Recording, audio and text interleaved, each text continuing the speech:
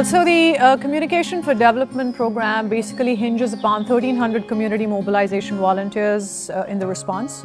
We started initially with about 1,000 volunteers, and now we are a battery of about 1,300 community mobilization volunteers in the camps.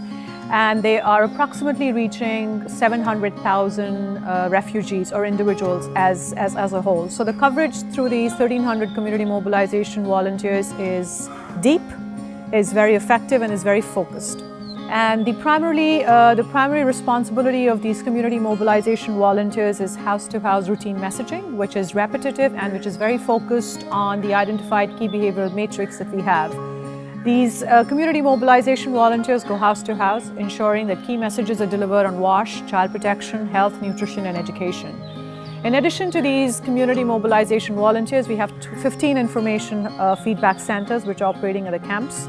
And primarily the objective of these IFCs are to ensure community accountability during programming. So they record complaints, feedbacks, and queries coming from the specific services that I was talking about before. These IFCs are supported by model mothers and by youth volunteers, which yet again go into households and deliver specific messages on the identified key behaviors. So adolescents are a very huge part and a very crucial part of the programming for UNICEF as a whole, and we are primarily focusing on them to be as change agents. When we say they're change agents, we are working very closely with the adolescents in giving them information, providing them the key life-saving behavior messages so that they can ensure that they go out into the peers and they work through these adolescent radio listener clubs to ensure that the messaging is going out to all and sundry, specifically the adolescents.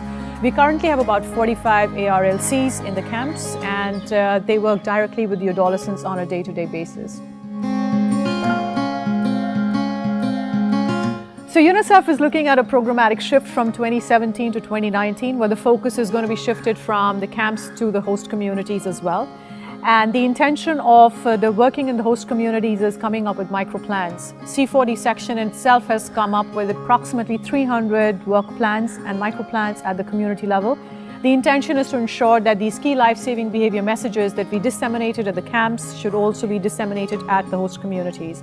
In addition to that, we also have 3 information feedback centers which are providing the same information and the same community accountability mechanism that we have at the camp level.